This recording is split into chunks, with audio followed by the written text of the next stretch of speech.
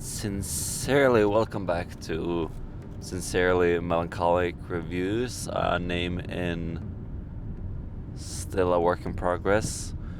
And welcome to my first in the series of Drive My Review, where I review a film either on the bus or in the car, like I'm now, just after I watch the film.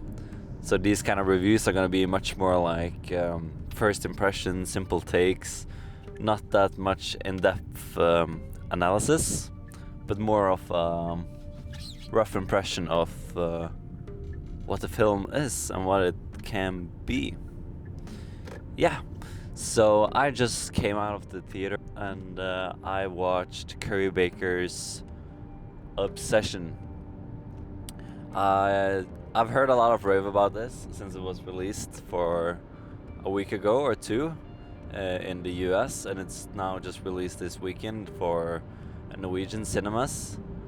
And my expectations were really high going into this, and they were fulfilled extremely well. Not only is Curry Baker's vision and direction on point, but it's just a magnificent movie overall. Like, just the confidence and pure storytelling bit of this is actually incredible.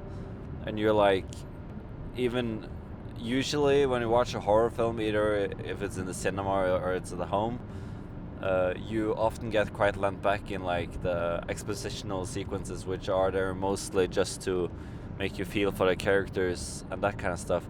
But from the get-go here, all of that kind of stuff was really intriguing, and you felt like this was a movie and not just like your classic horror interpretation, which is what was one of the highlights for me from the very beginning. It has a very boxy format. I haven't officially checked, but I think it's like a 1.6 or a 4.3, which really helps to build this feeling of like how trapped he feels in this film, the main character.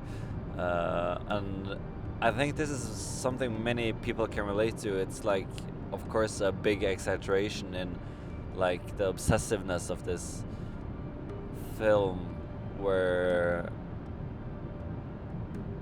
she obsesses over him. But for me, it's like some aspects of my life, like in early youth, I could relate to a lot of this stuff. And like when things become like too intertwined, yeah, it's about like a relationship which becomes like way over the limit. Even though it's like true horror, it's like a very relatable theme for many, which I think helps this movie a lot to excel with viewers, since it's telling not only just a story, but it has like a really good heart in what it's trying to do. When it comes to the film's horror moments, it excels in basically everything. Its use of, I'm guessing, like reverse clips in the way they made her move, and just like the intensity and like the I was watching a Haneke film called The White Ribbon at Saturday with a friend, and there it was like very like minimal cutting, and they were just like staying on every scene, and it was like just playing out. And I felt a lot of the same from Curry Baker here, where he understands how the awkwardness and the tension lies like without the need of cutting. And especially in this film, it's like how he manages to just ease out the tension of each and every sequence. It's brilliant. Also, I'm really fan of all of the cinematography. It looked really good. The performances all around, especially from the one who plays Nikki, fabulous. Like, actually haunting. Like, you don't even see the character behind it, or like the actress. So yeah, I was really really impressed with everything within that. What else? What else? What else? The music as well was really good. I felt it was punching at the right moments, and he also used silence as well in the right moments where it was needed. Especially towards the end, it's a very nice silent moment, which just gives like the film exactly what it needs in the moments it's trying to do that kind of things. And also, the most normal thing in any horror film is that that the ending always collapses, and you think like, oh, all that tension was like literally for nothing. But in this film, it relieves it quite brilliantly, and it's like it kind of has like 3 endings inside one, if it's allowed to say. That might be a little spoiler, I don't know. But it kind of like ends 3 times for me in that like very little sequence towards the end, which kind of captures it, the essence of everything.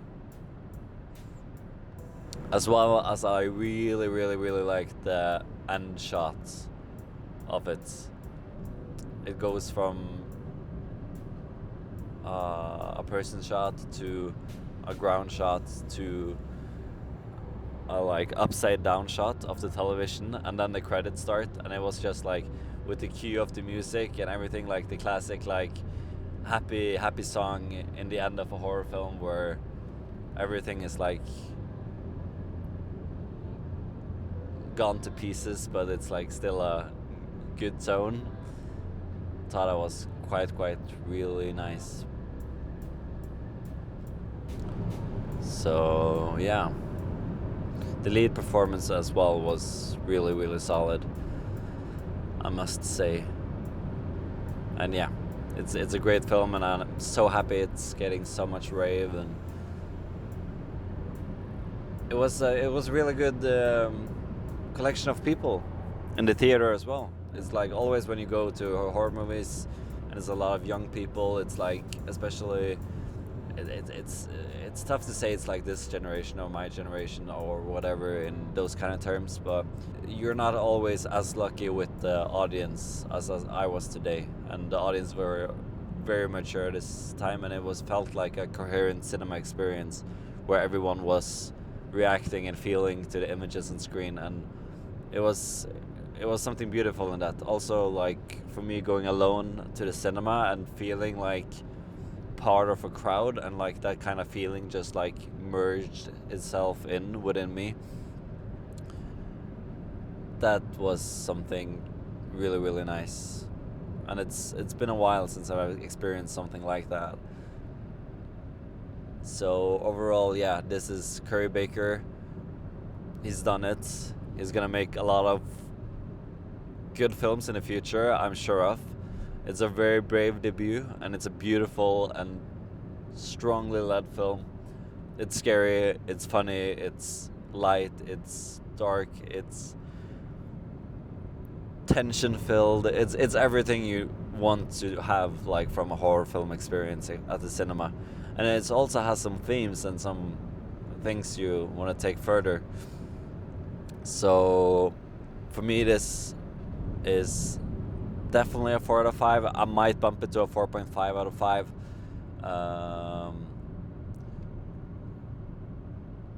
Go and check out the film for yourself. Make your own opinion about it, and stay classy.